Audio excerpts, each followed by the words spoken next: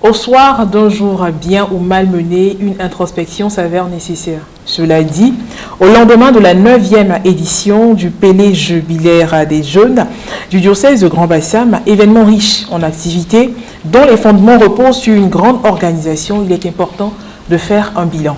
Pour joindre l'acte à la parole, nous sommes sur ce plateau avec des membres du comité d'organisation, comme chef de file, le révérend père Éric Assoumou, père salésien de Don Bosco et aumônier diocésain des jeunes de Grand Bassam.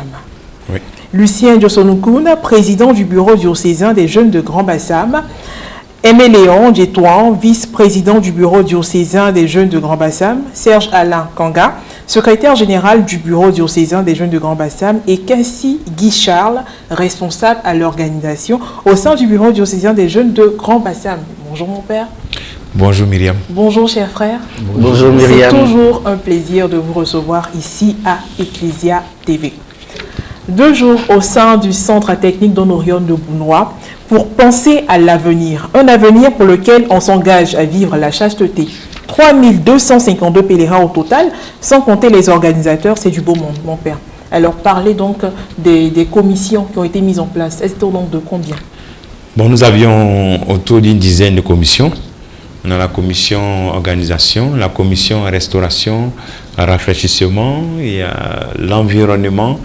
Nous avons aussi la question de la santé et aussi on a parlé déjà de la commission du réfectoire, de la restauration, la commission spirituelle, communication.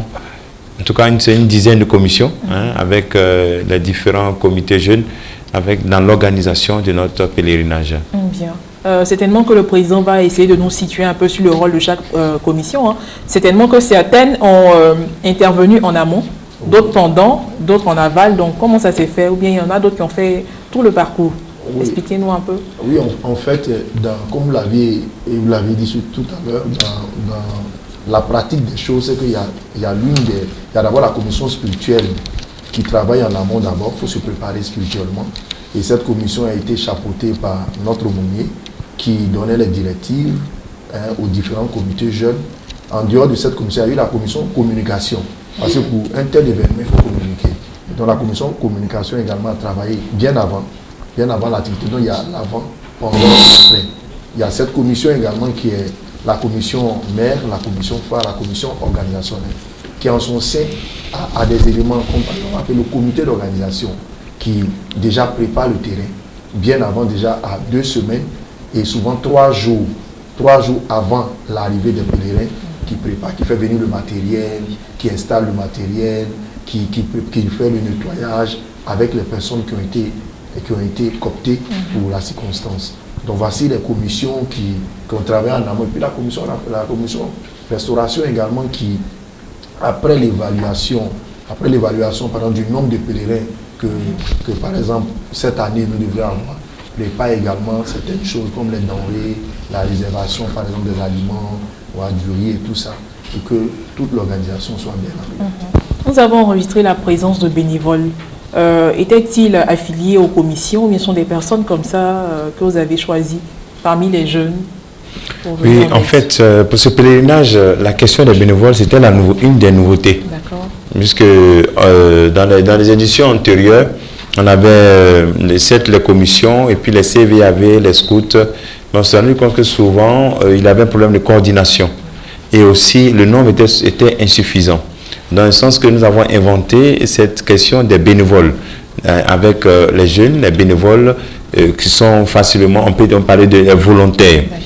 Alors donc, eux aussi, ils étaient intégrés dans les commissions dans l'organisation.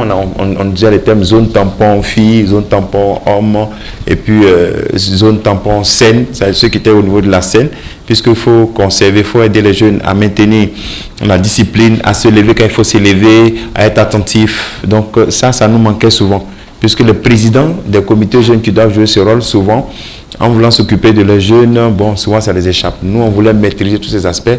Dans ce sens, que nous avons aussi ajouté cette nouvelle dimension dans l'organisation, la question des bénévoles. Très bien. Nous avons le responsable à l'organisation au sein du bureau, qui était même un homme de terrain ce jour-là, Cassidy Charles, qui est là. Il va nous expliquer un peu comment ça s'est passé, parce qu'on l'a vu à l'œuvre. Donc, comment ça s'est passé avec les bénévoles? Est-ce que tout le monde était à l'écoute? Est-ce que les choses se faisaient comme vous avez souhaité? Oui, à mon niveau, au niveau de la scène, tout s'est bien passé. Bien avant, nous, tous les bénévoles étaient là depuis le vendredi. Nous avons eu une rencontre avec eux pour le déroulé de la journée de samedi. Et ils ont respecté la lettre, ce qu'on leur a demandé. Très bien. Très bien. À présent, nous allons nous adresser au secrétaire général. 5000 pèlerins à la 8e édition contre 3252 pèlerins cette année. La marge est grande. On en voudra certainement à la crise sanitaire, mais est-ce qu'il y a eu d'autres facteurs? Effectivement, il y a eu d'autres facteurs parce que lorsque nous avons donné l'information de la nouvelle durée du pèlerinage, certains se sont sentis découragés. D'autres également ont vu le thème comme un thème un peu dérangeant pour eux. Ils n'ont pas voulu répondre à l'appel, mais dans la grande majorité, le réel problème est d'ordre financier. D'ordinaire, nous avons beaucoup plus de subventions au niveau des paroisses. Ça n'a pas été le cas cette année parce que les paroisses elles-mêmes sont en souffrance. Donc, ça a été un peu difficile pour les jeunes de répondre à cette invitation. Très bien. Alors, on va parler de l'accueil, accueil et installation des délégations. Tous les pèlerins ne sont pas arrivés au même moment, ça c'est clair. Alors, est-ce que le vice-président peut nous dire si toutes les délégations sont arrivées peut-être le samedi ou il y en a d'autres qui sont arrivés le dimanche? Toutes les délégations sont arrivées le samedi. Voilà. C'est vrai qu'il y a des personnes qui étaient empêchées pour des questions de boulot. Ils nous ont rejoints soit le samedi nuit ou dimanche matin. Mais dans l'ensemble, toutes les délégations devaient se rendre sur le lieu le samedi. Au bout du compte, est-ce que toutes les personnes inscrites également étaient présentes? Tout le monde est venu. Et les différentes paroisses ont été représentées, les différents secteurs et tout ça. Ou bien il y a certains secteurs qui n'ont pas pu venir? Tous les secteurs du diocèse étaient présents. Voilà. Très bien. Alors, si notre réalisateur le permet, nous allons marquer une pause pour regarder une vidéo relative au Pélé. Et nous revenons sur le plateau. Venez, mouvement. Venez. Et tout. Venez. Venez voir. Voyez comment je loue mon Dieu. Venez voir. Voyez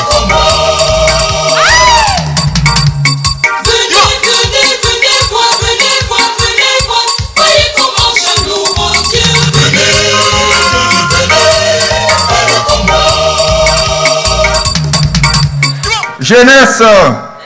Jeunesse, Kalao vous salue. Il vous souhaite la bienvenue au traditionnel Pélé jeune. Et cette année, c'est un Pélé spécial. Regardez ici. Vous voyez mon sac? Quand je suis arrivé, le père Eric voulait prendre mon sac. Il me dit, Monseigneur, on va vous aider. Et je lui ai dit, cette fois-ci-là, aider là n'est pas dedans. Aider, ça n'existe pas. Parce que mon sac-là, il a un nom spécial. Vous connaissez son nom? Aïe. Ça s'appelle self-contained. C'est-à-dire, dans le sac-là, il y a tout. Tu bois, tu manges, tu dors, il y a tout dedans. C'est ça qu'on appelle self-contained. Donc cette année-là, on ne bouge pas. Cet endroit-là, le site-là, c'est self-contained. Donc, Kalao dit bienvenue. Et nous avons écouté la parole de Dieu. Pour le bien et pour le mal, ce qu'on fait, notre corps, c'est pour le Christ. Le Christ, il nous a demandé de verser l'eau sur votre tête, de mettre l'onction, de vous consacrer. Vous appartenez au Christ. Votre self-contained là, votre personne, votre corps, votre âme, désormais c'est pour le Christ. Si avant de venir ici, vous n'avez pas pu faire ça, avant de quitter ici, Kalao dit, vous devez faire ça bien et faire ça très bien. Retour sur le plateau, réaction, mon père? Bien, c'est bien de revenir vraiment en ce moment-là. avec ce beau message de notre Père évêque qui a résumé vraiment, qui a aidé les jeunes à accepter ce nouveau cadre. Puisque comme Aimé l'a dit, aussi Alain l'a dit, beaucoup n'avaient pas accepté cette modification de 3 jours en 2 jours. Donc le fait de parler de self-contained, c'est-à-dire on est là, chacun a tout ce qu'il faut. Nous devons rester là, nous allons louer là, nous allons dormir là, nous allons rester là jusqu'au matin. Je crois que c'était le message opportun pour commencer. C'était la cérémonie d'ouverture, la prière d'ouverture de notre pèlerinage. Alors, vous avez des réactions également. Le président, le vice-président, SGRS pour organisation. L'évêque, il reste la même personne, quoi. En fait, moi, j'ai pas eu la chance d'assister à la cérémonie d'ouverture parce que moi, j'étais à Abidjan pour les courses. Et puis, à le voir déjà, ça me rappelle les nuits, les soirs, les vendredis soirs, quand on venait, par exemple, quand le pèlerin était sur 3 jours, quand on venait le vendredi soir, il était là, à accueillir les jeunes, à dire bonne arrivée aux jeunes. C'est la même chose. Et ici, en même temps, il anticipe. Il fait comprendre en même temps à ses enfants, à ses fils que nous sommes, qu'il faut rester sur place. Voilà, il faut accepter l'esprit, il faut accepter l'idée de rester ici jusqu'au lendemain. Déjà, ça désarme pour ceux certainement qui étaient arrivés avec d'autres intentions, ça désarme déjà et ça facilite aussi les choses aux organisateurs que nous sommes. Une autre réaction? Nous sommes à la 9e édition. Et comme Lucien l'a relevé tout à l'heure, Monseigneur a toujours été à l'accueil, à toutes les 9 éditions. Il faut dire que c'est un pasteur qui est au milieu de ces jeunes. Il a souhaité que ce pèlerin se tienne depuis qu'il a été élevé au rang épiscopal. Et c'est pour nous, c'est un bonheur de l'avoir avec nous à chaque fois que nous, jeunes, nous souhaitons le rencontrer et que lui également nous convoque à le rencontrer. Très bien. Je voudrais abonder dans le même sens que le vice-président pour dire que Monseigneur a toujours été là, mais ce que je retiens de cette participation, c'est surtout son sens élevé de la pédagogie avec les jeunes. Venir avec un sac, il n'était pas obligé de le faire, mais en joignant l'acte à la parole, c'est montrer tout le sens de sa disponibilité et leur dire, je suis avec vous, allons-y ensemble jusqu'à la fin. Reste pour organisation. Oui, bon, effectivement, comme ils l'ont tous bien dit, il faut dire qu'à chaque année, il y a une nouveauté avec lui. Et cette fois-ci, cette année, c'était la nouveauté du sac. On a tous apprécié. Bien, en tout cas. Oui, tout le monde parle du chef de famille du Grand Kalao, mais les jeunes, l'ambiance, c'est-à-dire que la joie déjà d'être sur le site et tout ça, on ne dit pas grand-chose. Hein. Qu'est-ce que... Effectivement, bon, nous, on est un peu habitués, hein, parce que les jeunes, c'est la spontanéité. Il suffit de mettre la musique avec eux, vous avez plusieurs chorégraphies en même temps avec la même musique. Donc, on a mis notre accent, on a insisté sur la nouveauté, mais les jeunes, c'est ça. C'est-à-dire, une fois qu'ils se retrouvent, ils s'éclatent. Il faut reconnaître que parmi eux, beaucoup de jeunes n'ont pas la possibilité de sortir. Et d'autres n'ont pas la possibilité de sortir hors d'Abidjan ou bien hors d'Aboisseau, hors du cadre familial. Donc, c'est le moment de s'éclater, de se trouver entre amis.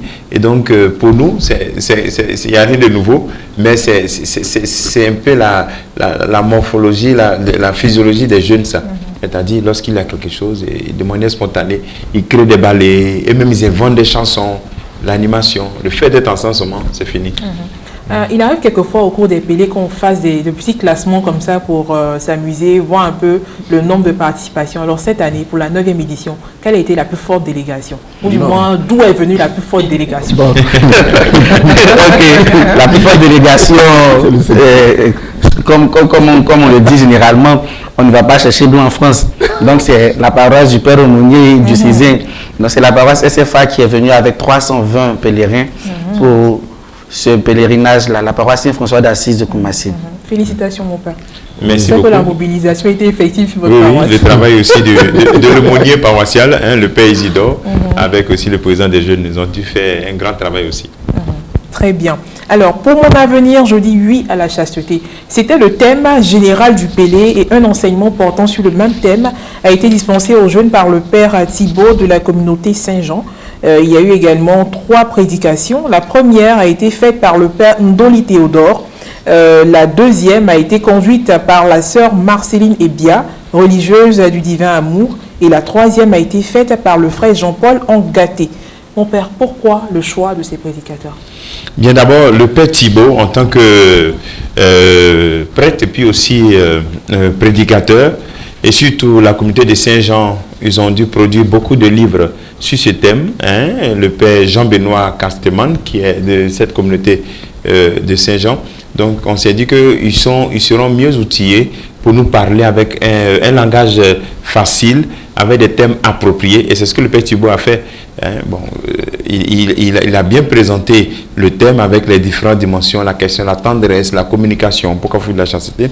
Deuxième, le Père Ndoli Théodore, qui est du diocèse de Grand Bassam, qui est aussi un thérapeute, c'est-à-dire il accompagne les couples dans les difficultés. Et on a pensé qu'il est la personne pour montrer aux jeunes que les couples ont des difficultés. Ils ont des difficultés et un des problèmes qui amène les couples à vivre certaines difficultés, c'est aussi peut-être une sexualité mal vécue. Donc on s'est dit que c'est la personne qui pourrait aussi aider ces jeunes-là à se préparer de telle sorte que le jour où ils seront dans leur couple ou bien dans leur famille, ils ne vont pas tomber dans ces mêmes problèmes-là. Donc c'est pour ça que lui, on l'a appelé. Et ensuite, la sœur Massine Ebia, nous l'avons appelé aussi par rapport à la question aussi du genre. Ne pas que ça seulement que des hommes. Sinon, ça aurait été une sélection. Que ce n'est pas seulement des hommes qui parlent, mais il faudrait aussi qu'il y ait une femme. Et c'est pour cela qu'il y a eu un témoignage pour faire équilibre. Il y a eu une jeune fille qui a fait un témoignage à la fin pour faire un peu d'équilibre, pour qu'il y ait la sœur qui donne aussi... La fleur. Voilà, c'est sa fleur. Voilà. Fleur Zanou, voilà, qui a donné son témoignage. Et la sœur Marceline qui a donné un peu cette dimension spirituelle, le corps, le temple de l'Esprit Saint, et cette motivation spirituelle aussi de vivre la chasteté, afin d'avoir la technique. Et aussi, il fallait un laïc, parce qu'on va dire non, c'est seulement les religieux. Il y a la fleur, et aussi M. Jean-Paul Angaté, qui est un époux, qui peut aussi montrer aux jeunes que, voilà, vous marchez vers le mariage. Moi, en tant qu'époux, voici mon expérience, voici les techniques que je vous donne. Et surtout que dans son témoignage personnel de vie, il raconte aussi les mauvaises expériences antérieures. On dit, il est la personne appropriée pour aider les jeunes à penser que c'est possible de vivre une mauvaise expérience et puis d'entrer dans une nouveauté. Donc voici pourquoi nous avons choisi ces personnes. Bien, nous allons rappeler à nos téléspectateurs les différents sous-thèmes. Les sous-thèmes respectifs étaient la chasteté, un plus pour mon avenir, technique pour réussir sa chasteté et comment réussir la chasteté lorsqu'on a vécu des années de sexe. Nous pouvons visualiser ensemble des extraits de ces différentes prédications. Il y a une distinction très importante pour commencer aussi que je voudrais faire. Donc d'abord retenez ça, et c'est un très beau titre pour mon avenir, je dis oui à la chasteté. La chasteté, on va voir, ça implique une lutte, ça implique un combat, ça implique un renoncement. Mais la chasteté, c'est d'abord dire oui, je veux accueillir le don de l'amour que Dieu me fait envers ma fiancée et eux, ou envers ma fiancée et mon fiancé et. Une distinction très importante sur laquelle je voudrais m'arrêter. Une distinction entre la tendresse et la sexualité. Très souvent, on pense que la tendresse, elle réclame la sexualité ou que la tendresse, à son maximal, c'est dans la sexualité. Ce n'est pas vrai. La tendresse, c'est beaucoup plus large, beaucoup plus profond que la sexualité. La tendresse, c'est dans la manière dont on écoute, la manière dont on accueille quelqu'un. Et dans le monde d'aujourd'hui, on voudrait croire, si tu veux de la tendresse, c'est forcément la sexualité. Ce n'est pas vrai. Et alors, la chasteté, c'est d'abord dire oui à la tendresse qui passe les uns à travers les autres. Et c'est très important, la chasteté, c'est positif. La chasteté, c'est un oui. Pas plus tard que la semaine dernière, j'entendais le témoignage d'une jeune fille. Et un garçon venait d'abuser d'elle, et elle m'a dit ceci. Il m'a très bien parlé, il m'a fait des promesses, il a abusé de moi, et j'ai l'impression d'être un objet. la sexualité, laissée à elle-même, elle peut faire de nous des objets. On prend, on utilise, on jouit et on jette. La vraie tendresse humaine, elle ne fait pas de nous des objets. La vraie tendresse humaine, elle est patiente. La sexualité se manifeste par le respect de l'autre. Hein? La chasteté se manifeste par le respect de l'autre, qui n'est possible que dans la maîtrise de soi personnelle, la chasteté. Le respect juridique, la chasteté sans être une norme juridique. La chasteté est reconnue comme une vertu morale par le droit. C'est-à-dire, quelqu'un qui ne vit pas la chasteté, on ne va pas le condamner. La loi ne le condamne pas. Même la loi de l'Église. Mais, quelqu'un qui vit, alors quelqu'un qui ne vit pas la chasteté, je veux dire, la loi ne le condamne pas. La loi reconnaît la chasteté comme une vertu morale. Et le code encourage, le code civil encourage les personnes à vivre la chasteté. C'est pour cela que le code civil interdit le mariage des impubères, c'est-à-dire des enfants qui n'ont pas encore l'âge de la puberté, qui se situent entre 18 et 20 ans. Puis la Bible nous dit qu'en dehors du mariage, les rapports sexuels sont interdits. Voilà. Avant le mariage, la chasteté s'exprime par l'attente. Écoutez bien, par l'attente, la patience et la maîtrise de soi. Ne pas poser des actes exclusifs aux époux. Aller avec l'autre. Voilà, avant le mariage. C'est ce qu'on appelle la continence. Le manque de chasteté peut entraîner des grossesses non désirées, avec son corollaire d'avortement. Quand on ne se maîtrise pas là, on va avec l'autre, on tape un seul coup et puis voilà, grossesse. Ce n'est pas une histoire de 2 coups. Vous avez compris? Et comme on ne s'attendait pas à ça, ce n'est pas une histoire d'amen. Hein? Comme on ne s'attendait pas à ça, donc qu'est-ce qu'on va faire? On va aller faire sauter le ventre. Rendez donc gloire à Dieu dans votre corps. Rendez donc gloire à Dieu avec votre corps. Rendez gloire à Dieu avec votre être. Voilà ce dont il s'agit. J'imagine que ceux qui m'ont devancé ont défini ce que c'est que la chasteté. Et pourtant, il me semble important d'en parler quelques 2 minutes. D'après le dictionnaire Larousse, la chasteté, c'est le fait de s'abstenir de relations sexuelles illicites. Ce n'est pas moi qui dis, c'est la Bible qui le dit. Si tu n'es pas marié, tu n'as pas droit à cela. Ici n'est autorisé que ceux qui sont mariés. Amen. Donc, si l'Église est la maison de Dieu, l'Église, c'est le lieu de prière, l'Église, c'est un lieu sacré. On est d'accord, n'est-ce pas? Alors, si l'Église est la maison de Dieu et que dans la maison de Dieu, on ne fait pas n'importe quoi, ce soir, Dieu te dit, ton corps est ma maison. Ton corps est ma maison. Si ton corps est la maison de Dieu, ça veut dire que ton corps est consacré à Dieu. Si ton corps est la maison de Dieu, ça veut dire que n'importe qui ne peut pas toucher ton corps. Pour réussir ma sexualité, ma chasteté, je dois m'interroger. Est-ce que Jésus m'arrange? Pourquoi faire semblant?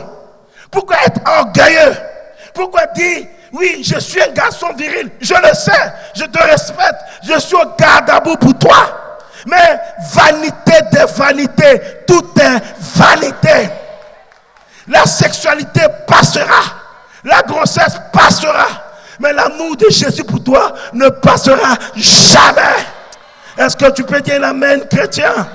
Donc si je veux vivre la chasteté et une sexualité renouvelée, je n'ai pas le choix. Je dois me convertir et demander au Saint-Esprit d'agir dans mon cœur. Écoutez-moi bien. Le véritable amour, quand Jésus meurt sur la croix, c'est un amour collectif. Il est mort pour nous tous, pour les impies, pour les mauvais, pour les criminels, pour les sexuels, pour les fornicateurs, pour les débauchés. Il est mort pour tout le monde, même ceux qui pécheront après les baptêmes. Il est mort pour toi. Tu n'es pas perdu et foutu. Tu peux encore revivre ta sexualité et ta chasteté. Et alors le témoignage, dans l'assemblée, il y a un PDG qui se lève qui dit: j'ai trouvé la femme de ma vie. Alors donc voici à nouveau sur le plateau. On va essayer de résumer, mon père, les différents sous-thèmes, ce qu'on a pu retenir. On a vu un peu quelques extraits, mais on était tous sur le site. Hein. Oui. On va donner la parole au président, SG, vice-président, responsable à l'organisation. Comment est-ce qu'on peut résumer déjà le premier thème? Le premier thème, la chasteté, un plus pour mon avenir. Qu'est-ce qu'on doit retenir? Président Lucien. Oui, pour moi, la chasteté, un plus pour mon avenir, le Père Thibault a été clair en la matière. C'est un choix. C'est un choix de vie. Et je crois que pour nous jeunes, c'est le meilleur choix de vie. Parce que c'est-à-dire, au sortir de ce choix-là, on devient une personne responsable, une personne vraie, une personne capable de se contrôler à ce niveau. Donc moi, c'est ce que je retiens. Je résume simplement après l'enseignement du Père Thibault. Bien. Concernant les techniques pour réussir sa chasteté, le vice-président. En suivant l'intervention du frère Jean-Paul Angaté, il a donné plusieurs techniques en s'appuyant sur son expérience personnelle pour dire qu'on peut on peut retrouver une virginité spirituelle après avoir peut-être utilisé son corps à des fins qui n'étaient pas vraiment catholiques. Donc il nous a demandé de prier, de fuir les occasions de péché, voilà, d'éviter de voir les images obscènes, et de fuir la tentation. Voilà. Très bien. Secrétaire général, qu'est-ce qu'on retient de comment réussir la chasteté lorsqu'on a vécu des années de sexe? Bon, comment réussir la chasteté lorsqu'on a déjà vécu des années de sexe? Comme le berger l'a dit, je dirais le frère l'aîné l'a dit dans son intervention, c'est d'abord avoir une bonne dose de détermination. Et en plus de la détermination, il faut surtout s'armer de prière pour pouvoir y arriver. Alors on va terminer avec le responsable à l'organisation, Guy Charles. Il va faire la synthèse de tout ça. Qu'est-ce qu'on retient de façon générale de tout ce qui a été dit? De façon générale, je dirais que c'est le respect de l'autre. Il faut respecter celle qui est en face de toi. Il faut respecter celle qui est en face de toi. D'accord, il faut respecter l'autre. Celui ou celle qui est en face de soi, respecter son corps, très bien. C'est sûr que si on respecte son corps, on pourra respecter l'autre aussi. Et le corps de l'autre. Bien. Adoration, confession, ces deux étapes ont été conduites par des pères. Et on a pu constater, force a été de constater sur place que les confessions ont mis vraiment beaucoup de temps. Il y a eu de l'engouement. Alors mon père, dites-nous, combien de prêtres se sont mis à la disposition des pèlerins? Je pense qu'on était autour d'une vingtaine, entre 20 et 30 prêtres, puisqu'après, il y a d'autres qui sont venus, qui étaient là, et ce n'était pas suffisant. Et c'est pour ça que le temps de confession a diminué. Il faut rappeler aussi que les jeunes ont aussi cette idée. Beaucoup n'aiment pas se confesser en paroisse, parce qu'ils pensent que bon, le prêtre va connaître le péché qu'ils font. Donc souvent, certains attendent de ces grandes occasions, souvent quand la confession générale, en général, c'est en ce moment, d'autres se confessent pas régulièrement. Donc ça fait qu'il y a beaucoup de confessions. Et aussi, déjà, le Père Thibault avait déjà abordé le thème dans un sens à tel point que certains ont répondu. Et ensuite, il y avait une deuxième étape de confession, entre 3h et 4h du matin, où après l'enseignement de la sœur Marceline, du père Théodore et puis de Jean-Paul Angaté. Donc les jeunes, certains ont décidé maintenant. Et là, c'était des confessions un peu... Bon, moi, je n'avais pas fait la première étape de confession. De confession en termes d'écoute, mais moi, sur les 10 que j'ai reçus, il y a au moins 4 qui pleuraient. 4 qui ne pouvaient pas parler et qui pleuraient. Et bon, en fait, il y avait vraiment ce regret. Et la repentance. La repentance, oui, vraiment. Il y avait vraiment une belle repentance. Et je crois que c'était... Ça valait la peine, vraiment. D'autres auraient dit le moment était glorieux. C'est ça, le moment était glorieux. Qui dit jeune a dit ambiance, animation. Nous avons enregistré la présence de chantres, de chœurs. Certainement que le président va nous dire comment est-ce qu'il a fait pour faire venir ces chantres, parce qu'on sait qu'en général, en matière d'organisation et tout ça, c'est pas toujours évident de pouvoir de déplacer les chantres, mais là, ils étaient présents. Est-ce que tous ceux qui ont été conviés sont venus? Donc, comment ça s'est fait, partenariat ou bien juste une contribution? Le spécialiste en la matière est derrière. D'accord, le vice-président va nous dire quel était le secret. Je ne dirais pas que c'est un secret en tant que tel. Bon, ce sont des chantres, ce sont des personnes qui sont déjà point pour chanter la gloire de Dieu. Et ce sont des personnes avec qui nous avons eu l'habitude de travailler depuis que le Pélé a commencé. Voilà, Guy Stéphane de l'Onction, le chœur de Résurrection qui a animé la messe du dimanche, les musiciens qui les ont accompagnés, la famille Didia, ce sont des plus jeunes qui se sont engagés pour le Pélé. Donc chaque année, quand nous organisons le Pélé, en tout cas, on fait tout pour les insérer et ils nous répondent favorablement. D'accord, mais il n'y a pas eu que ceux-là, il y a eu d'autres chantres aussi. Il y a eu aussi le chœur. Il y a eu le chœur bénédiction. Le chœur bénédiction, la paroisse. Le samedi, là. Oui, Saint-François d'Assise, le chœur de renouveau.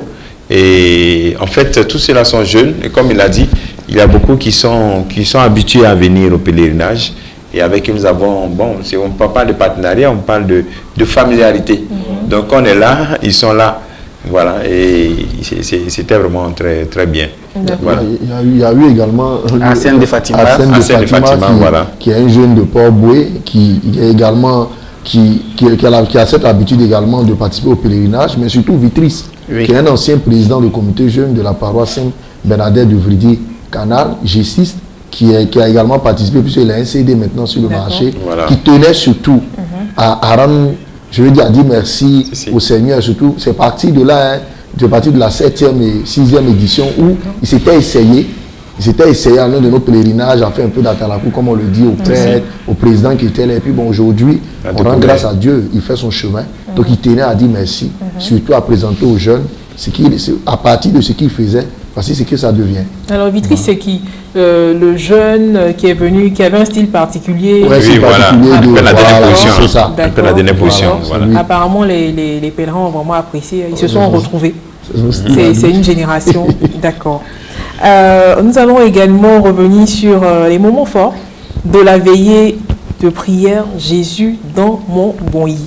La consécration à la Vierge Marie et la prise de bracelet de chasteté, de la chasteté. On revoit les séquences.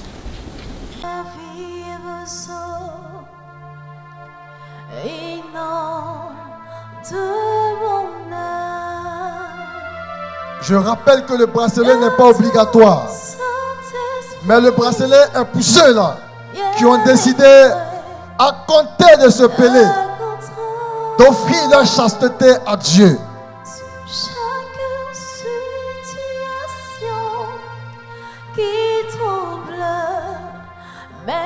On peut aller aussi à la grotte. Il y a une grotte derrière et les jeunes sont là-bas. Il y a du sable aussi pour dévoiler la bougie. Il y a une grotte derrière. Ceux qui sont derrière, c'est pas la peine de venir jusqu'ici. Il y a une grotte derrière là-bas. Nous avons toute la soirée, prenons le temps tout doucement. Gardons l'attitude de prière.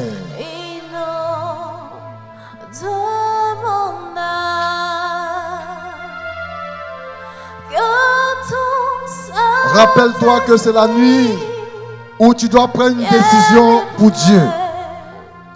À travers le bracelet. Prends une décision, ma soeur. Prends une décision, mon frère, pour Dieu ce soir. Mes pensées, mes soucis, mes fardeaux à tes pieds, je dépose Jésus. Et voilà, à voir les images, ne sont pas les 3252 pèlerins qui se sont riés vers les paniers pour prendre les bracelets de la chasteté. Ce qui voudrait dire que quelque part, la portée, le sérieux du message, de l'acte a été perçu par les pèlerins. Est-ce que vous pensez qu'il y a une autre explication à cela aussi? Oui, je crois qu'ils ont compris. Et puis aussi, je crois que c'est l'Esprit Saint. C'est l'Esprit Saint qui a voulu qu'en ce moment, on puisse orienter la chose ainsi. Parce que je vous confesse que nous avons 6 000 bracelets. Donc avec l'effectif qui est là, on pourrait dire bon, que chacun vienne prendre son bracelet et que ça l'engage. Bon, il fait ce qu'il veut. Bon, s'il a décidé de vivre la chasteté, Dieu merci. S'il n'a pas décidé aussi, bon, un jour il va décider. Mais on n'a nullement pensé à cette option, puisqu'on avait prévu ici, mais vous savez que lorsqu'on guide une prière, voilà. Donc, pendant ce moment, c'était ça. Il faut que ce soit ceux qui décident pour un moment, pour un jour, pour 2 jours, pour 2 ans, pour 3 ans, pour toute leur vie, au moins qu'il y ait une décision. Je crois que le Seigneur amène nos jeunes à se rendre compte qu'il faut souvent des décisions de la vie. Ce n'est pas qu'ils sont parfaits, ceux qui ont pris les bases ne sont pas les meilleurs que ceux qui n'ont pas pris, mais avoir le courage de prendre une décision. Et je crois que c'est pédagogique. Dans la vie chrétienne, il faut des décisions de départ et des décisions qui engagent. Je crois que c'est cela. Parce que même après la célébration, l'école Cassie m'a approché et dit, ah mon père, il y a d'autres qui voudraient après venir prendre. Oui, on va le faire avant la messe. Après, bon, sous l'effet de l'organisation, ça nous a échappé. Parce qu'on a 6 000 bracelets pour 3200. Donc ça veut dire que même chacun avait pris un bracelet, là nous restait au moins 2000 quelque chose de bracelet. Donc je crois que c'est ça la décision, la capacité de prendre des décisions à un moment fort où Dieu vient les rencontrer pour prendre une décision. Et je crois qu'on a la possibilité maintenant sur les paroisses, ceux qui voudront encore prendre le bracelet, et bon, ils pourront le faire. Voilà. Oui, je voudrais ajouter un mot à ce que vient de dire le Père, parce que après le pèlerinage, j'étais approché par des jeunes qui ont suivi le pèlerinage grâce aux réseaux sociaux, qui ont dit, ah mais président, on fait comment? Parce que nous aussi, on a pris l'engagement et on veut pouvoir matérialiser cet engagement-là par le bracelet. Je leur ai dit, bon, restez en contact avec nous. Nous allons vous donner les indications pour pouvoir obtenir ces bracelets et de manière officielle faire votre consécration à la Vierge Marie. D'accord. Moi, je veux plutôt mettre l'accent sur la préparation. La préparation bien avant. Le Père a procédé de façon méthodique. Il y a eu d'abord 3 blocs thématiques. Pour moi, il y a eu d'abord 3 blocs thématiques. Et ces blocs thématiques-là ont préparé les jeunes à l'engagement. Et le off, parce que moi, c'est vrai qu'on en parlait, lui et moi, mais honnêtement, je me demandais comment le Père allait, je veux dire, préparer, il allait diriger ce moment. Mais je vous assure, moi, j'étais épaté. J'étais heureux de constater que nos jeunes, nos plus jeunes, allaient à l'engagement, pas par contrainte, mais par choix. Voilà, c'était extraordinaire, quoi. De savoir que voilà, ils ont été préparés. Et je le dis, les mots, les thèmes que le Père a utilisés pour conclure, je veux dire, la prière, je vous assure, ceux qui sont allés étaient sincèrement, c'était un engagement sincère. Et au retour, après, comme Alain l'a si bien dit, moi je suis conseiller de paroisse, j'ai eu à échanger avec certaines personnes qui nous ont dit, cet engagement-là, on a dit oui, et avec la grâce de Dieu, on va essayer, et je crois qu'on arrivera. C'était l'objectif, c'était l'objectif de ce moment, et je crois que, comme le Père l'a dit, l'Esprit Saint pourra continuer ce qu'il a commencé, quoi. Alors, VP, quelque chose à ajouter? Les jeunes aiment prendre les engagements, et je pense que c'est une nouveauté, c'est une nouveauté, et dans le temps, on va penser à faire les bilans, on va appeler à d'autres occasions ceux qui ont pris ces engagements-là de venir faire le témoignage de ce qu'ils ont pu vivre après avoir pris cet engagement lors du pèlerinage. Bien évidemment, Guy Charles va nous dire quelque chose. Oui, effectivement, le Père a raison lorsqu'il dit c'est l'esprit Parce que bien avant, quand Bernard annonçait que nous passions maintenant à la prise de bracelets, je vous dis, l'entrée principale, c'était rempli de jeunes déjà. Parce que tout le monde voulait prendre. C'était le feuille de groupe qui marchait. Mais dès que le père a expliqué, l'explication, l'exhortation, bon, ceux qui étaient dans le rang ont commencé à se retourner, ils se sont assis, ils ont bien réfléchi et ils sont venus s'engager. En tout cas, c'est l'esprit de la vie. En tout cas, il était devant, il a vu. Certaines choses que nous n'avons pas vues. Donc, un témoin oculaire de ce qui s'est fait. Bien. Alors, le samedi, pendant que le Pélé battait son plein, nous avons promené nos caméras dans les coulisses. Nous avons donc effectué des visites dans les différents foyers culinaires, au niveau du chapiteau médical. Donc, on va regarder, on va voir ce que ça donne.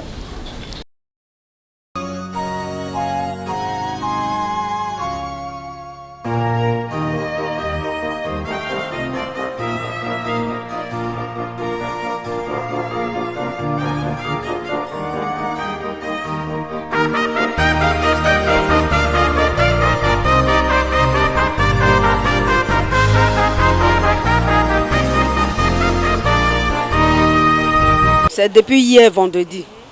Nous avons commencé hier à 16h. Oui, jusqu'à aujourd'hui. On n'a même pas dormi. On n'a pas dormi. Bon, à midi, nous avons fait de la tchéké avec du poisson. Et puis ce soir, c'est le riz avec la viande. Bon, le tchèp, c'est ce soir-là. Bon, il y a 3 foyers. Bon, mon foyer, nous sommes 12. Nous sommes 12 dans mon foyer. Bon, il y a des femmes abourées qui sont de l'autre côté là-bas. Et puis là-bas, c'est les femmes affectent. Nous sommes un peu stressés. Non, nous sommes un peu stressés parce qu'on s'est dit qu'il faut que la nourriture cuise bien. Parce que c'est un peu difficile. Voilà. On doit faire vite. Donc on est un peu stressés. Voilà. Mais quelle unité loin de toi, Jésus. Nous sommes avec la présidente des femmes de l'église catholique du diocèse de Grand Bassam, Madame Mabedi. Bonsoir maman. Bonsoir. Les jeunes nous ont sollicité pour venir les aider au niveau de la restauration et tout. Alors nous avons répondu présente. Plusieurs paroisses sont présentes ici. La paroisse Saint-François d'Assise de Koumassi, les représentants de Bassam, les représentants de Port-Boué, secteur Port-Boué. Et surtout en grande majorité, ce sont les femmes de la paroisse Saint-François d'Assise qui sont venues cette année nombreuses, voilà, pour que vraiment on sente que nous sommes là et que rien ne manque aux enfants. Voilà, nous sommes là depuis hier vendredi. Nous avons apprêté tout ce qu'il fallait apprêter, les condiments, les marmites, les feux, et nous sommes toutes venues ici. Nous nous sommes retrouvés hier soir, depuis hier soir déjà. Nous sommes en train de faire des préparatifs pour pouvoir mettre au feu la nourriture pour que les enfants ne manquent de rien. Et au niveau de notre foyer, il était question que nous fassions seulement le riz. Le riz sous plusieurs aspects, le riz blanc, le riz rouge, le tchèp blanc, et voilà, accompagné de viande. Et c'est le comité jeune qui nous fournit la viande. Et nous, il nous donne un peu les moyens et nous, on essaie d'ajouter ce qu'on peut, voilà, pour les aider, pour que rien ne puisse manquer ici.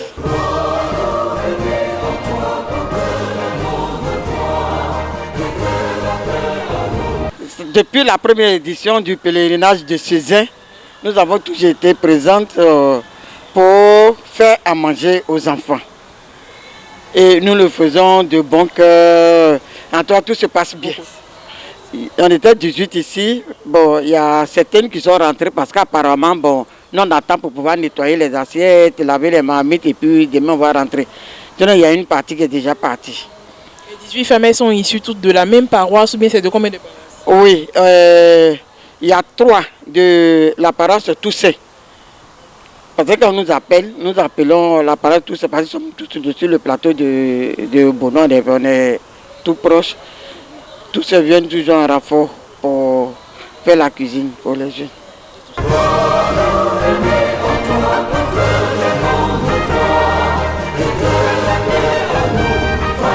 Je suis Madame Bléoué Marie-Claire, trésorière au bureau de la coordination diocésaine des jeunes.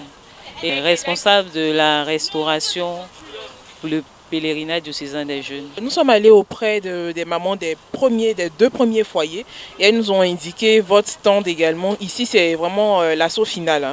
Voilà. Qu'est-ce que vous faites concrètement? Comme vous l'avez dit, après avoir préparé, les mamans acheminent tout ce qui a été préparé, les différents mets. Et nous, on s'occupe de mettre ces mets-là dans les takeaways et après les distribuer aux différentes paroisses du diocèse. Donc, par rapport au nombre des différents pèlerins, nous, on répartit les takeaways pour les paroisses. Les mamans, vraiment, je ne pourrais pas dire le nombre parce qu'elles sont nombreuses. Il y a d'autres qui viennent, qui partent et puis elles se font remplacer, elles se relèvent. Voilà. Maintenant, au niveau des bénévoles, j'ai 15 bénévoles. Et en plus des 15 bénévoles, il y a d'autres qui viennent nous prêter main forte quand on en a vraiment besoin.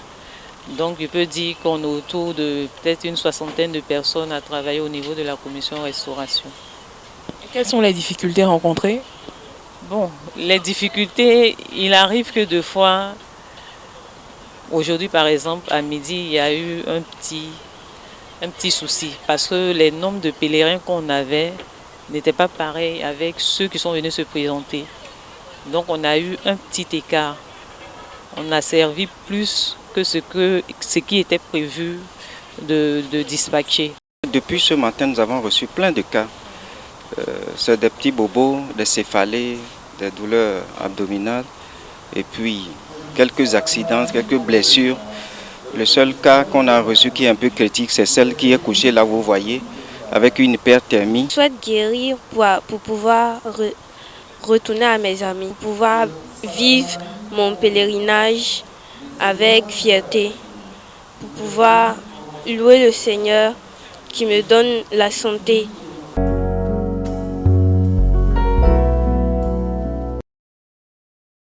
Ah, nous voici sur le plateau, réaction, mon père. Bien, ce sont des aspects qu'on n'arrive pas à voir quand on est au cœur de l'action. On n'arrive pas à vérifier ce que les femmes font. En tout cas, on est heureux de voir toutes ces femmes mobilisées pour préparer. Et c'est pas facile, c'est vraiment pas facile. Mais le dévouement et la gratuité, le sens de la gratuité, c'est ce qui me touche beaucoup. Ces femmes qui laissent leur foyer, leur maison et qui s'occupent d'autres enfants, qui sont aussi des enfants de Dieu, c'est vraiment touchant. Tout ça, c'est de la gratuité. Donne le temps gratuitement. En tout cas, c'est bien. Président, il n'y a pas eu de je retiens. On a tous vu les grosses manies là. En fait, moi, je voudrais féliciter l'Ecclésial parce que vraiment bravo. Parce qu'en fait, nous sommes généralement au cœur de l'événement. Franchement, on fait le va-et-vient, mais on n'a pas le temps d'apprécier. Mais avec l'élément, nous apprécions et puis nous voyons quand même les efforts. Le Père l'a si bien dit tout à l'heure, c'est des efforts que ces mamans font. Depuis la première édition, déjà, cette année, au moins, elles sont arrivées vendredi. Si ça avait été peut-être sur 2 ou 3 jours, elles seraient là depuis jeudi, mercredi pour certaines. Ce n'était pas évident, laisser les foyers, laisser leurs propres enfants venir aider. Ce n'est que la joie et surtout la grâce de Dieu qui peut motiver ces gens de personnes à aider cette jeunesse-là. Donc on ne peut que leur dire merci, on ne peut que leur octroyer des bénédictions pour qu'elles continuent d'avoir la santé qu'il faut pour nous accompagner tant que cette activité durera dans le temps. Le secrétaire général, le bureau n'était pas loin du chapiteau médical. On a vu aussi un mot. Effectivement, le chapiteau médical a été beaucoup visité et moi j'aime bien travailler avec eux parce que par moments je passe voir un peu comment ils travaillent, les cas des jeunes, quels sont les cas récurrents et j'avoue que l'élément m'a vraiment marqué. Entendre cette jeune fille parler de son désir de guérir pour pouvoir vivre son pèlerinage avec fierté, vraiment ça me touche et ça m'encourage désormais à continuer d'assister à ce service-là pour qu'ils puissent vraiment remettre nos pèlerins sur pied afin qu'ils vivent le pèlerinage comme on a toujours souhaité. Vice-président.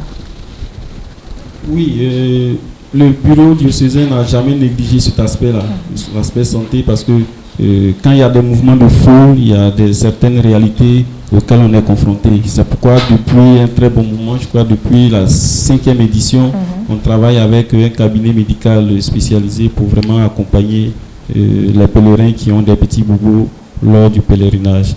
Et je voulais également féliciter nos mamans. Cette année, on n'a pas vraiment eu de plaintes et on rend gloire à Dieu. Voilà. Revenir un peu sur le volet médical. C'est vrai qu'il y a toute une équipe qui est présente, mais il faut également des médicaments, du matériel pour secourir les pèlerins. Comment est-ce que l'acquisition de ce matériel-là s'est fait? Bien, ce que nous faisons avec ce cabinet, puisque c'est la question du matériel médical, nous ne sommes pas des médecins, donc on laisse le soin au cabinet de fournir ce qu'il faut pour qu'ils aient les médicaments appropriés. Voilà, c'est ça. Et le personnel et le cabinet. Maintenant, nous, ce que nous faisons, nous mettons une tente, on fait tout pour trouver un lieu pour eux. Ils viennent même avec les lits. En fait, tout ce qu'il y a comme matériel médical, c'est eux qui fournissent. Ils fournissent et ce qu'ils utilisent, ce qu'il reste, bon, c'est un cabinet avec des médecins et puis des infirmiers. Vous êtes pas, vous avez vu. Et voilà, c'est le lieu quand même de leur dire aussi, surtout merci. Voilà.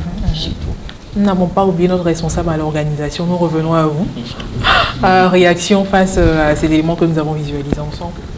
Tout d'abord, je voulais dire merci à l'Ecclésiastique parce que j'étais à l'organisation. J'ai rien vu de tout ce qui s'est passé. Monseigneur s'est déplacé pour partir dans la cuisine et tout ça. En tout cas, merci. C'est le moment, chaque année, on leur dit merci. Merci pour ce temps qu'elle donne pour la jeunesse du CCN. Vraiment merci. Très bien, nous poursuivons. Nous parlons maintenant de la messe. C'est vraiment le sommet de ce grand rassemblement, parce que sans messe, franchement, un événement religieux, je ne pense pas qu'il ait son sens. Il faudrait qu'il y ait la messe. Donc, la messe de clôture qui était présidée par le grand Kalao, Monseigneur Emoawa, en présence du vicaire général, des vicaires épiscopaux, des aumôniers, des jeunes, vraiment tout grand bassam. Le clergé des grands était représenté. Franchement, beaucoup de pères sont venus et vraiment ça nous a touchés de voir tout ce monde-là, tous ces prêtres-là venir vivre le pèlerinage avec les jeunes. Alors, outre l'homélie bien acculturée au langage des jeunes de Monseigneur, l'hommage à Saint-Joseph, les rites de fin ont été marqués par une quête spéciale en vue de collecter les fonds pour la construction de la future cathédrale Saint-Esprit.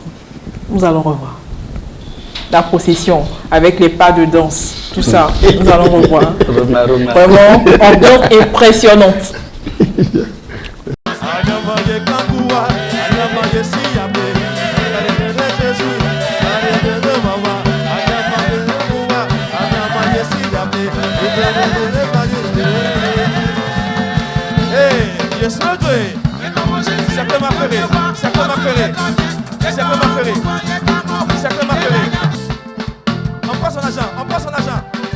On prend son argent.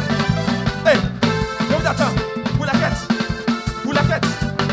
On avance.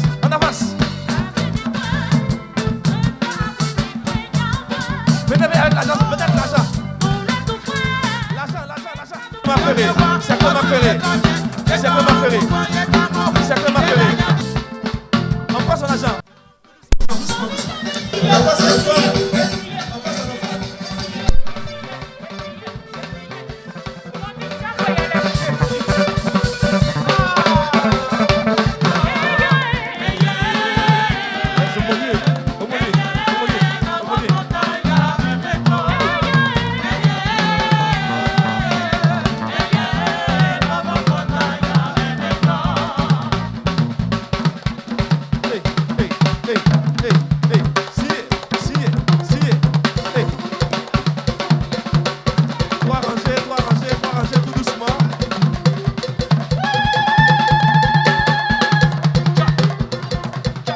Retour sur le plateau, nous avons pu voir le peuple de Dieu avec les pasteurs devant, vraiment aller danser, faire son offrande pour construire la maison commune. Si. Vraiment, mon père, on ne vous a pas vu. Si, j'étais dans la délégation de Koumassi, lorsque les secteurs Koumassi faisaient la quête, on était, je crois, 3, non, avec Monseigneur Jean Bonzo. Et je voulais le troisième, le curé de Sainte-Trinité, je crois. Voilà, le père Sébastien Manga, voilà, on était nous 3, et avec nos jeunes. Et je crois que c'est symbolique, quoi. Les bergers sont là, les pasteurs sont là, et puis les jeunes. Ensemble, c'est l'église famille de Dieu. Elles sont les bonnes brebis, ce ne sont pas les animaux qui sont nombreux. Non, pas trop le berger. Voilà, qui connaissent la voix.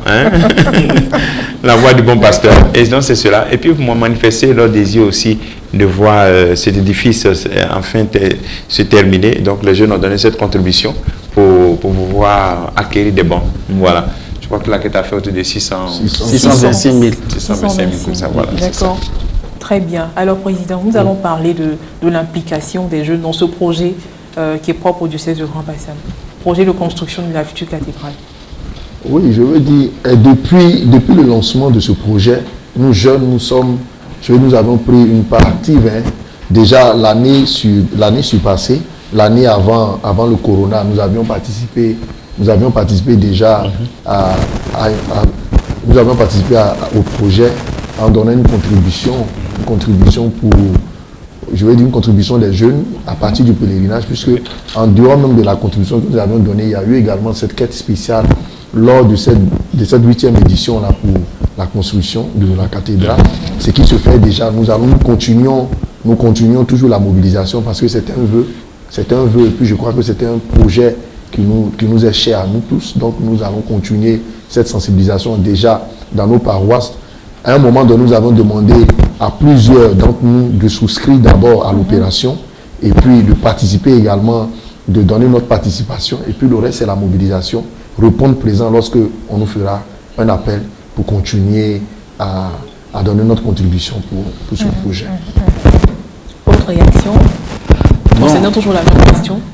La pastorale des jeunes est engagée dans la construction de cette maison commune parce que c'est d'abord nous, jeunes, qui allons en bénéficier pendant longtemps et nous incitons les jeunes à pouvoir adhérer aux différentes opérations qui sont effectuées les paroisses. Mais surtout, il faut savoir que nous avons déjà, au nom de la jeunesse, participé à l'opération des piliers de la cathédrale pour que nous également, jeunes, nous puissions avoir notre pilier à nous pour dire que oui, nous, en tant que jeunes du 16 Grand Bassam, ne sommes pas restés en marge de la construction, mais nous avons également contribué de manière financière à élever cette maison de Dieu-là. VP. D'accord. Alors, nous allons poursuivre pour parler du bilan. Le bilan tant attendu. C'est vrai que tout ce que nous avons fait jusque-là, c'est un bilan, mais parler de bilan de façon concrète, les difficultés rencontrées, les satisfactions, et puis voilà, parler après ça de perspectives. Mon père, les difficultés qui ont été rencontrées au cours de ce pèlerinage. Bien, au cours de ce pèlerinage, je crois que Alain a brossé un peu une des difficultés liées au fait que nous avons eu un homme en deçà de nos prévisions. C'est une grande difficulté, puisque le comité jeune dépend de soi-même. Et donc la grande difficulté, nous avons une prévision de 5 000 pèlerins et nous sommes autour de 3 000 avec les facteurs qui ont été présentés, les facteurs liés peut-être à l'économie, au thème, beaucoup d'autres facteurs. Une autre difficulté, je vois que bon, peut-être les jeunes n'ont pas bien fait leur sensibilisation sur les paroisses, parce que je pense que si une paroisse venait avec 200, une paroisse vient avec 300, c'est que dans un même secteur, c'est-à-dire que c'est possible aussi pour ces paroisses aussi de faire la même chose. C'est une autre difficulté. Et une autre difficulté sur le terrain, bon, c'était aussi le temps, mais on appelle ça comme une bénédiction. L'autre difficulté, c'est la préparation des pèlerins. La préparation. Nous insistons beaucoup pour qu'on prépare les pèlerins, parce que spirituellement et aussi c'est un cadre d'ascèse. Certains disaient non, il y a les bêtes qui me piquent, d'autres disaient le riz est cocotaillé. Les années antécédentes, le riz n'est pas cuit. Cette année, on a tout fait pour que le riz soit cuit. D'autres se plaignaient que c'est cocotaillé. Mais c'est un temps de pèlerinage. On va manger poisson, braisé et poulet. Donc le riz, il n'y a pas de poisson, il n'y a pas de viande. D'autres ont refusé de manger parce qu'il n'y avait pas de poisson et de viande. Je crois qu'il faut une vraie préparation pour que les jeunes s'éduquent à accepter ce qu'on leur donne. Ce qui est là, c'est juste pour un moment. Après, si tu veux, le dimanche chez toi à la maison, tu vas faire bonbons. Et c'est cela. Même, et puis aussi, bon, c'est un moment aussi d'ascèse. Peut-être on se lave moins, on ne se lave pas quand on a besoin de se laver. Et donc, je crois que ça fait partie des difficultés que nous avons eues, comme pendant ce pèlerinage des éléments. Peut-être d'autres pourront ajouter d'autres difficultés, mais pour moi, ce sont ces aspects-là. Des additifs concernant les difficultés rencontrées? Non. Pas d'additifs, hein? D'accord, s'il n'y a plus de difficultés, on va parler bien évidemment des satisfactions. Les satisfactions. Bon, au niveau des satisfactions, oui, pouvez-vous montrer? D'accord, le président. Bon, au niveau des satisfactions, pour moi, il faut dire que le contexte est particulier. Et je le disais, si nous avons, avec un contexte très particulier, si nous avons réussi quand même à réunir près de 3257, voire 3500 jeunes, c'est quand même un actif. Car c'est quand même un actif, comme je le disais tout à l'heure. Nous sentons que finalement, le pèlerinage devient une prière annuelle, une messe annuelle, que les jeunes attendent surtout cette communion, communier avec leur évêque, l'ordinaire des lieux. Pour moi, c'est une satisfaction. En dehors de ça, organisationnellement parlant, il y a eu un plus. Il y a eu un plus, le Père l'a abordé tout à l'heure, on s'est dit, il y a eu un plus. Cette maîtrise, cette année, nous avions eu la maîtrise du pèlerinage.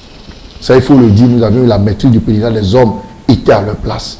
Ils avaient, à la tête de ces hommes-là, il y avait des leaders, il y avait des chefs eux-mêmes qui maîtrisaient l'événement, qui maîtrisaient les moments, qui savaient là où on devait faire, ce qu'on devait faire. Tout ça, ça nous a permis d'avoir quand même une bonne organisation. Tout même si une bonne organisation n'est pas parfaite à 100%, mais aujourd'hui, quand même, après le pèlerinage, tout le monde, quand ça sort, non, ça a été bien fait. Ça a été bien organisé, mais l'homme, comme on connaît l'homme, il y a toujours de petits côtés. Voilà pour moi, je vais dire un peu ça. Maintenant, l'autre satisfaction aussi, les aumôniers. Nos aumôniers étaient là. Moi, j'ai vu des aumôniers qui n'ont pas dormi. Des aumôniers qui n'ont pas dormi, qui étaient assis à la belle étoile, avec nous, qui suivaient les enseignements. C'était extraordinaire. Communier également à la messe. Parce que cet événement l'événement de quête spéciale, par exemple, c'est quelque chose qui ne ment pas, qui ne trahit pas en fait. C'est la communion avec nos aumôniers. Lorsque l'aumônier n'est pas présent avec ses jeunes, cette partie-là, ça ne ment pas. Il ne peut pas. Vous voyez un peu, mais quand vous regardez un peu, on a l'impression que les jeunes et les aumôniers, c'était quelque chose qui avait été préparé. Mais en fait, c'est cette communion qui existe entre les jeunes et leurs aumôniers. Et après, les parents, quand nous sommes rentrés, pratiquement dans mon quartier, tout le monde en parlait.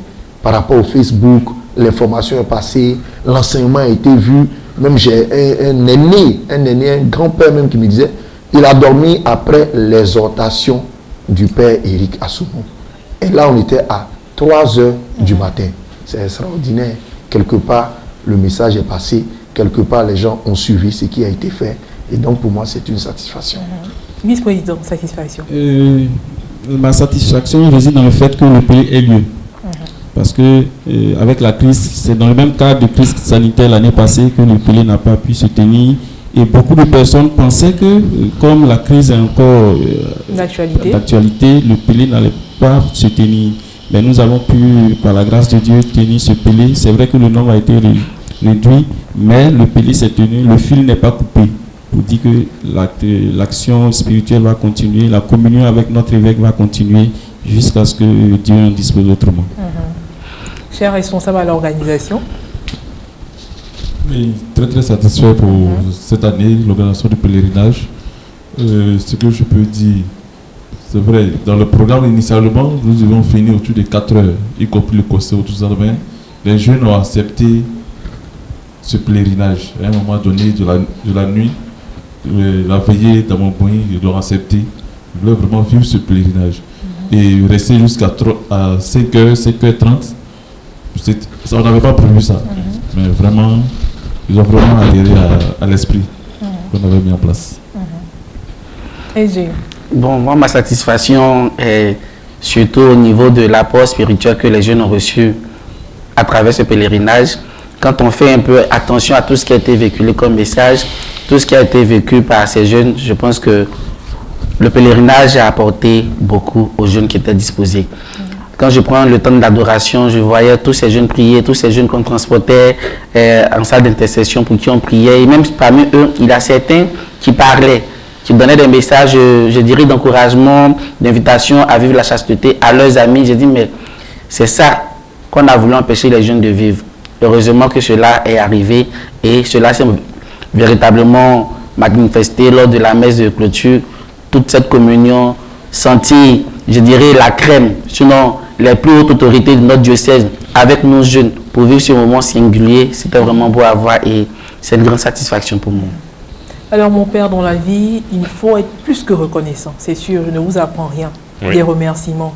Oui, les remerciements, nous remercions d'abord notre évêque, notre père évêque, parce qu'il est au cœur de cet événement, il nous accompagne, et il nous inspire, il nous éclaire.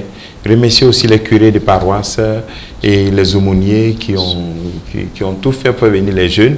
Remercier les femmes, nos mamans qui nous ont permis de bien manger et d'avoir quelque chose à manger, c'est bon. Et nous remercions aussi l'équipe de communication qui a cette année, une des innovations en plus des bénévoles, c'est la retransmission en direct sur les réseaux sociaux. C'est-à-dire, même les jeunes qui n'étaient pas là ont vécu, les parents ont vécu le pèlerinage. Je crois que avec la question de la pandémie, nous commençons à être encore plus créatifs, savoir qu'il faut exploiter aussi les réseaux sociaux dans ce sens-là. Et bien entendu, remercier aussi les pèlerins, tous ces jeunes-là qui ont participé, et de savoir qu'il y a l'après-pèlerinage et les documents qu'ils ont eus, le carnet, c'est un carnet très riche. Il y a beaucoup d'éléments que nous n'avons pas exploités dans le pèlerinage. Il y a beaucoup d'éléments que nous avons mis dans ce carnet qu'ils peuvent utiliser après. Par exemple, le chemin de lumière, il y a les témoignages, il y a les faits de vie. Même en groupe, ils peuvent l'utiliser encore. Je crois que c'est vraiment une grande satisfaction et je remercie vraiment tout un chacun. Très bien, mon père. L'après-pèlerinage, c'est quoi? L'après-pèlerinage, c'est les aumôniers au niveau des paroisses font d'abord un bilan et aussi ils continuent de parler de ce thème, de décortiquer. C'est-à-dire, c'est comme les ruminants. Lorsqu'ils vont, ils prennent les herbes, ils broutent, ils vont s'asseoir maintenant et ils ruminent. Donc, l'après-pèlerinage, c'est ça. Il faut faire écho du pèlerinage. Nous, au niveau de la communication, nous avons essayé de faire des petites vidéos pour revenir sur les thèmes, parce que vous savez que le jeune, il a aussi, il a chez le jeune ce facteur de la joie de l'instant. La joie de l'instant. Donc, il faut consolider cette joie-là avec des moments, des exhortations et aussi des activités paroissiales. Voilà. Alors, Président, les perspectives pour la prochaine édition? Bon, les perspectives pour les prochaines éditions, en fait, le processus du pèlerinage avec le Monseigneur et surtout avec la coordination, le Père, c'était arrivé à réunir 10 000 jeunes à la 10e édition, normalement. 10 000 jeunes. Il y a eu ce qu'on appelle l'événement de Corona et tout ça. Nous sommes passés de 6 000 pratiquement à 3 000. Pour nous, c'était un challenge. C'était un challenge, c'était un défi à relever. Donc, il faut commencer la mobilisation dès maintenant pour préparer la 10e édition. Voilà pour nous les perspectives au niveau du pèlerinage. Maintenant, pour nos activités, les perspectives au niveau de nos activités, il y a les JOD. Mais avant les JOD, d'abord, il y a la finale du concours public qui a été mis en suspens, le temps de tout se concentrer sur le pèlerinage que nous devons revoir. Il y a également les états généraux qui sont en suspens, que nous allons boucler d'ici juin. Sortir un document pour parler typiquement de pastoral des jeunes, dans la même, c'est-à-dire que la pastorale des jeunes, que ce soit en zone urbaine ou en zone rurale, que le Père est en train de coacher avec la coordination diocésaine. Et puis bon, voilà ce que je pourrais dire ici. Certainement, j'ai oublié. Je crois que le secrétaire est bien placé pour Non, il a effectivement donné tous les éléments. Mais je voudrais ajouter un élément à ce que le Père a donné tout à l'heure en termes de remerciements. Il faut saluer également les médias qui nous ont aidés. Radio Espoir qui généralement fait du pèlerinage, je dirais son activité phare lorsque le week-end arrive. Il y a la veille la radio Presse Envie également, le bulletin diocésain La Colombe. Et cette année, Ecclesia TV qui nous a vraiment donné, qui nous a ouvert ses bras, qui nous a accompagnés avant l'activité, qui a été là pendant l'activité, qui est encore avec nous après l'activité. Oui, et la RNC également qui était là. Alors mon père, la question finale est de savoir si ce pèlerinage peut être inscrit sur le tableau des événements à succès du diocèse de Grand Bassam.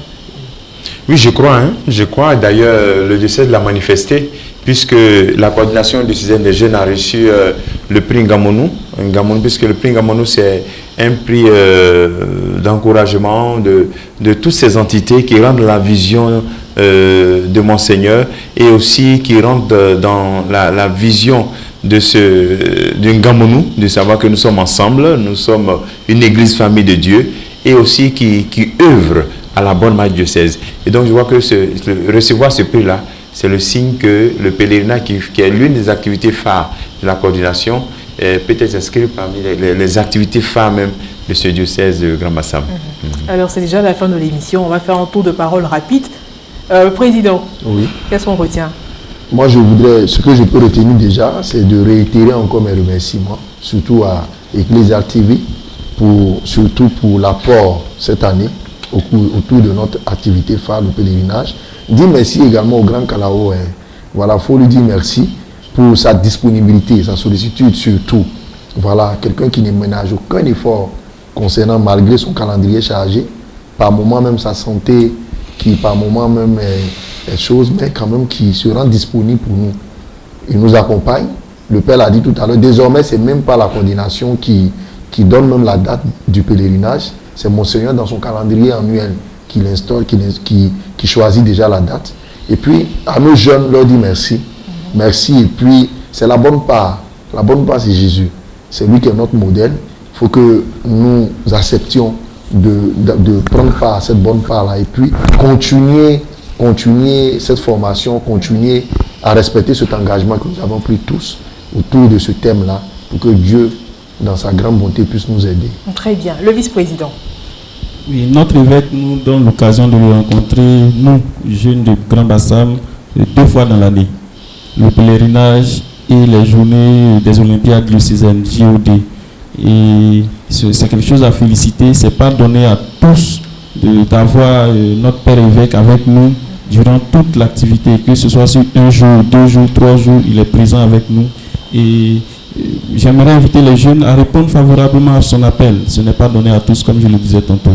Donc que Dieu continue d'inspirer notre évêque, qui donne le courage également d'avoir la vision de ce que nous devons faire de notre jeunesse pour la gloire de Dieu. Le responsable à l'organisation. Je voudrais dire merci, grand merci au Grand Kalao. C'est grâce à lui que ce pèlerinage tient toujours à nos jeunes. Ce que je pourrais dire, Dieu est fidèle. Tout ce qu'on fait, Dieu est fidèle.